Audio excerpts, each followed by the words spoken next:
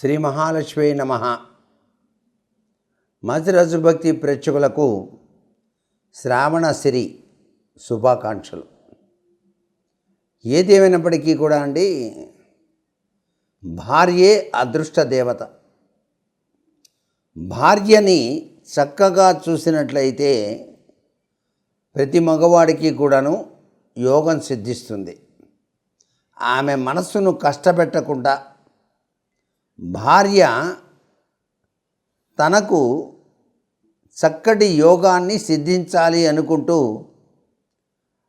పరమేశ్వరుణ్ణి ప్రార్థన చేయాలి. అంతేకాకుండా భార్య అంటేనే సంపద, సుఖము అని చెప్పేసి మనకు శాస్త్రాలు అభివర్ణించాయి. ఇంటి ఇల్లాలని తూలనాడినట్లయితే శ్రీ మహావిష్ణువు అంతటి వాడికే గుక్కెడు నీళ్లు కూడాను దొరకలేదు అనేటువంటి విషయాన్ని కూడా ప్రతి ఒక్కరూ గ్రహించాలి. భిక్షాటనకు వెళ్ళినా కూడాను ఎవరూ పిడికెడు గింజలు కూడాను రాల్చలేదు కదా. వైకుంఠం కూడాను బోసిపోయింది. గృహిణిని బాధ పెడితే కలిగే కష్టాలను భరించలేక భార్య లక్ష్మీదేవితో తాను తొందరపడ్డానని, ఎప్పుడూ కూడాను నీ కంట కన్నీరు పెట్టించనని మహావిష్ణువు అంతటి వాడే చెప్పాడు. కాబట్టి భార్యను ఎవరైతే చక్కగా చూస్తారో, ఆమె యొక్క అభిప్రాయాల్ని విని ఆచరణలో పెడతారో వాళ్ళే ఎక్కువగా సుఖపడటానికి ఆస్కారం ఉంటుంది అని చెప్పేసి శాస్త్రం. అందుకే ఇంటి ఇల్లాలు లక్ష్మీదేవి అని చెప్పేసి. చిన్న తగాదా వచ్చినప్పటికీ కూడాను మగవాడు విపరీతంగా మానసిక క్షోభను పడతాడు. అది భార్యకు తెలియకపోవచ్చు, కానీ ఇది మాత్రం సత్యం. అందుకే ఇరువురు కూడా పరస్పరం అవగాహన తత్వంతో గనక వ్యవహరించి జీవితాన్ని గనక నడిపినట్లయితే ఆ సంసార రథంలో ఆటుపోట్లు అనేటువంటివి అసలు ఉండవు.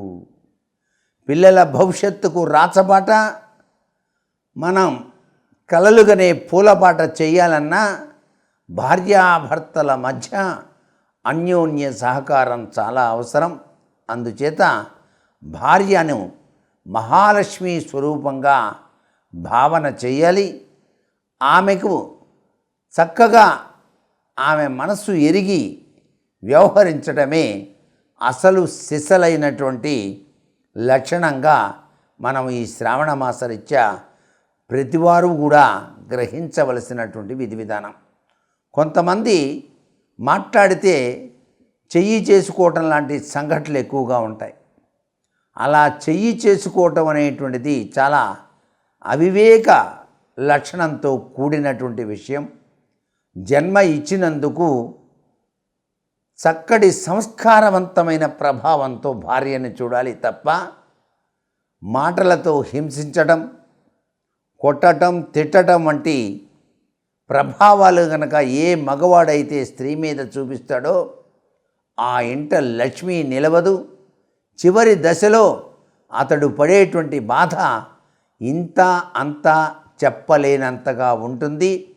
చాలా విచిత్రమైన బాధలు అనుభవించాల్సిన పరిస్థితి ఉంటుంది అని చెప్పేసి మనకు పద్మపురాణం తెలియజేస్తోంది. కాబట్టే భార్యాభర్తలు ఇరువురు కూడాను చాలా సఖ్యతా స్వరూపంతో జీవితాన్ని అవగాహన చేసుకొని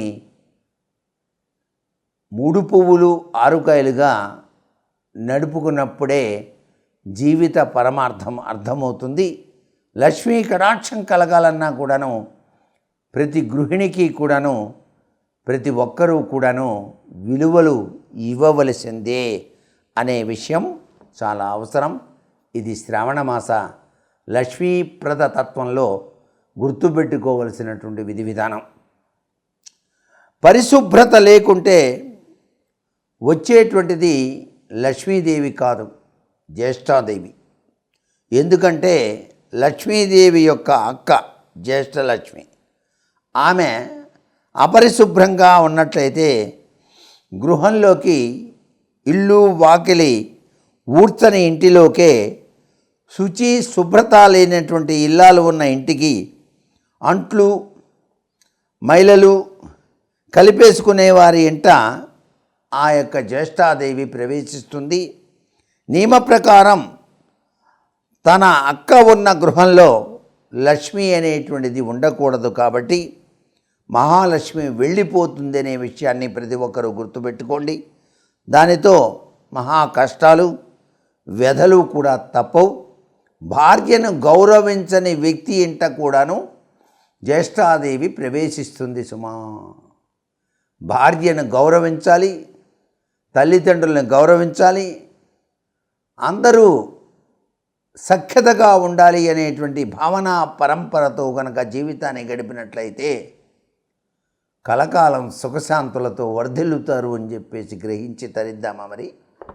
సర్వే జనా సుఖినో భవంతు.